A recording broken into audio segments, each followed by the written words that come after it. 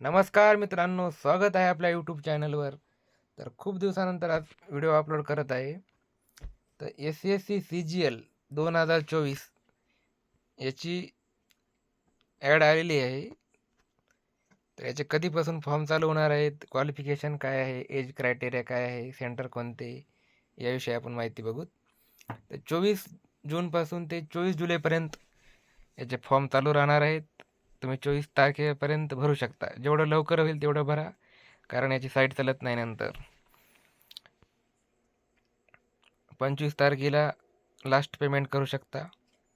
आणि याच्यानंतर इथे एक महत्त्वाचा पॉईंट दिलेला आहे, 10/8/2024 तर ते 11/8/2024 म्हणजे 2 दिवस तुम्ही फॉर्म भरलेला असेल, त्यामध्ये काही करेक्शन राहिलं असेल, फोटो वगैरे, नाव, काही कुठे चूक झाली असेल ती करेक्ट करू शकता. त्यानंतर याच्या टेंटिव्हिटी एक्झाम टाईम टेबल दिलेलं आहे. कॅम्प्युटर बेस एक्झाम ती सप्टेंबर किंवा ऑक्टोबर महिन्यामध्ये होईल. आणि टेंटेटिव्ह शेड्यूल दिलेला आहे कॅम्प्युटर बेस एक्झामिनेशन 2 टियर 2 तर याचं डिसेंबरमध्ये होईल. तर आपण या पोस्ट बघूत, काही डिटेल पोस्ट ऑफ याच्यामध्ये पे लेवल 7 ग्रुप बीच्या पोस्ट आहेत. त्याच्यामध्ये जवळपास सर्वच पोस्टला 20 ते 30 इयरची लिमिट दिली आहे, 20 वर्षापासून 30 इयरपर्यंत, काहीला 18 पण आहे. इथे वेगवेगळ्या पोस्ट आहेत, assistant sectional centre secretary service officer, सर्व चांगल्या पोस्ट आहेत त्याच्यामध्ये. तर ह्या तुम्ही ॲडमध्ये बघून घेऊ शकता. पे लेवल पण चांगला आहे, इथे पे लेवल 6 आहे, त्यावरच्या पे लेवल 1च्या होत्या. त्यानंतर पे लेवल 5च्या आहेत आणि काही पे लेवल 4च्या पण आहेत ग्रुप सीच्या. तर भारतातील प्रत्येक वेगवेगळ्या डिपार्टमेंटच्या पोस्ट आहेत. Tax assistant, tax sub inspector, accountant ते. तर याच्यामध्ये वॅकन्सी सध्या मोठ्या प्रमाणात ॲड आलेली आहे यावेळेस, 17,727. या टेंटिव्हिटी दिलेली आहेत, याच्यामध्ये कमी जास्त होऊ शकतं, पण सध्या आता भरपूर दिसत आहेत. तर याच्यामध्ये वेगवेगळ्या झोनसाठी वेगवेगळ्या वॅकन्सी दिलेल्या आहेत. त्यामध्ये कास्टनुसार सेपरेट म्हणजे त्याच्या पोस्टसाठी असतील वॅकन्सी. त्यानंतर कोण कोण अप्लाय करू शकतं, नॅशनॅलिटी, त्यामध्ये भारताचा नागरिक असावा. त्यामध्ये आणखीन काही दिलेलं आहे, नेपाळ, भूटान, तिथून येऊन आपल्या इकडं मायग्रेशन करून समजा इथला रहिवासी झालेला असला तर ते पण फॉर्म भरू शकतं. एज लिमिट 1/8/2024 पर्यंत तुमचं एज किती असायला पाहिजे ते खाली दिलेलं आहे. म्हणजे 18 वर्ष तरी कंप्लीट पाहिजे, 18 ते 27.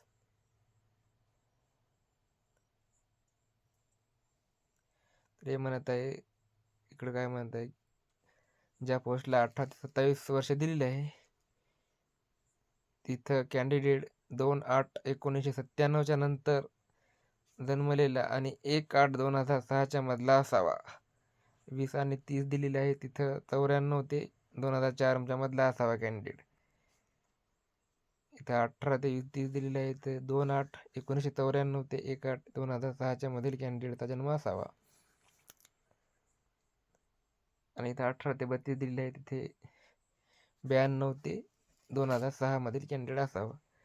तर याच्यामध्ये पोस्टनुसार SC ST साठी 5 वर्ष रिलॅक्शन, OBC साठी 3 वर्ष, PWBD साठी अनरिझर्व, ओपनच्यासाठी 10 वर्ष आहे अपंगासाठी, आणि OBCचा अपंग असेल तर 13 वर्ष, SC STचा 15 वर्ष. आणि एक सर्व्हिसमॅन असेल तर 3 years after deduction of military service rendered from the actual age as on closing date. हे अलग अलग दिलेले आहेत त्यांची एक सर्व्हिसमॅनचं. त्याची काय प्रत्येकाचं वेगवेगळं रिलॅक्सेशन दिलेलं आहे. आपल्याला फक्त ओपनशी घेण्यात येणं, समजा SC ST हे जे रेग्युलरच आहे ती, त्याच्यात जास्त कॅन्डिडेट फॉर्म भरणारे असतात.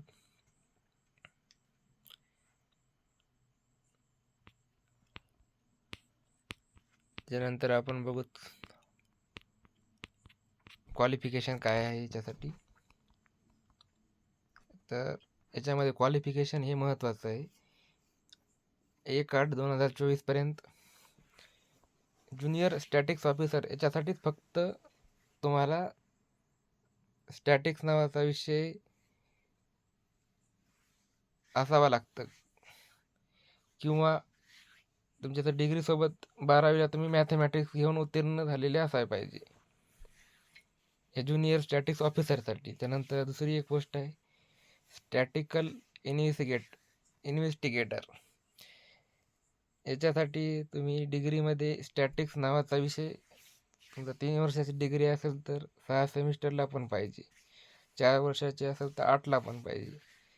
आणि त्यानंतर तिसऱ्या नंबरची पोस्ट आहे research assistant in national human right commission. याच्यासाठी bachelor degree from recognise university or institute. त्यासाठी पहिले तर तुम्हाला डिग्री पाहिजे, त्यासोबत 1 वर्षाचा एक्सपिरियन्स पाहिजे. पुन्हा त्याच्यात दिलेलं आहे लॉची डिग्री पाहिजे किंवा ह्युमन राईटची डिग्री पाहिजे. तर ह्या 3च पोस्ट अशा आहेत की ज्याच्यासाठी जरा स्पेशल डिग्री पाहिजे, काहीतरी वेगळं विशेष. आणि बाकीच्या काय, बाकीच्या पोस्टसाठी फक्त तुम्ही आर्ट, कॉमर्स, सायन्स कोणती पण डिग्री, मुक्त BA अशी पण चालते इथे कुठली पण, ती 1/8/2024 पर्यंत पास, म्हणजे 1 ऑगस्टपर्यंत पास पाहिजे. तुम्हाला अगोदर भरता येणार नाही.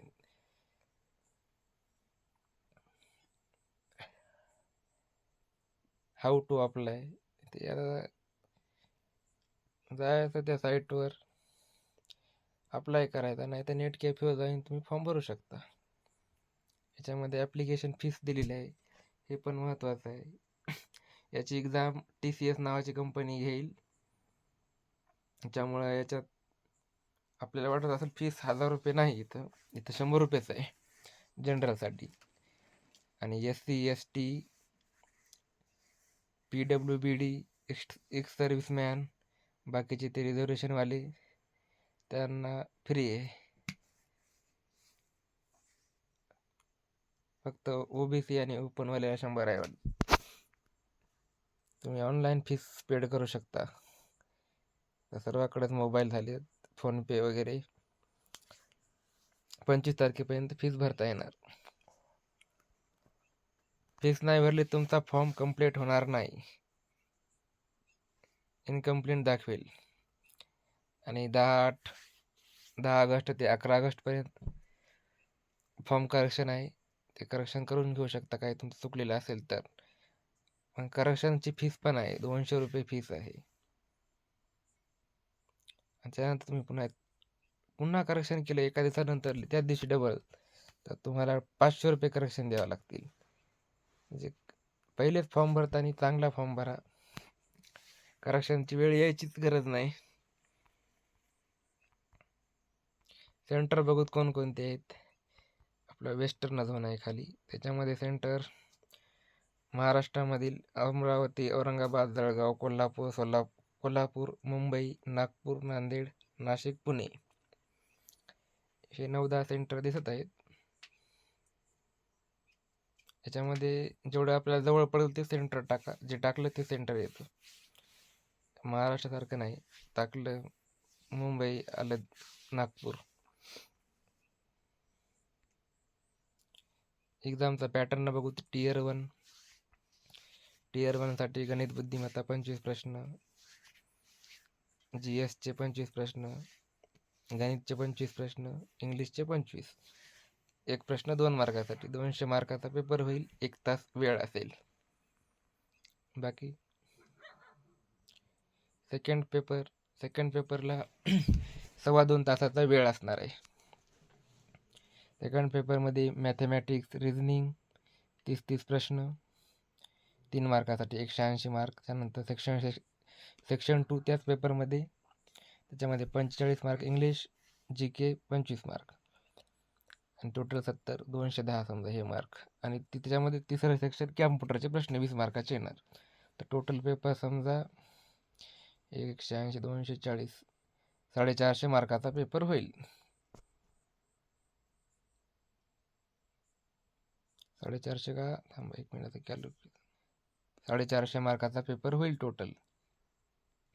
आणि हे पेपर 2 जे आहे ते फक्त त्या वरच्या ज्या पोस्ट दिलेल्या होत्या ना, स्टॅटिक्स ऑफिसर, ज्युनियर स्टॅटिकल ऑफिसर, याच्यासाठीच पेपर 2 होईल, बाकीसाठी काही गरज नाही.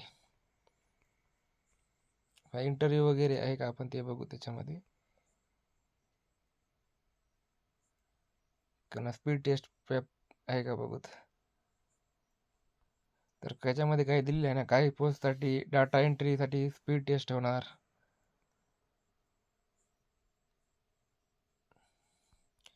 इंटरव्ह्यू तर कुठं काही दिसत नाही, तरी बारीक ॲड आहे, तुम्ही स्वतः बघा.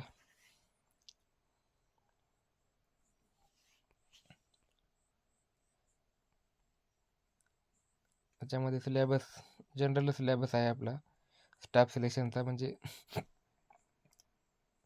CHSL GD सर्व एक्झामसाठी हा सिलेबस दिलेला राहतो. थोडंफार याच्यामध्ये फक्त विचारण्याचं लेवल कमी जास्त असतं.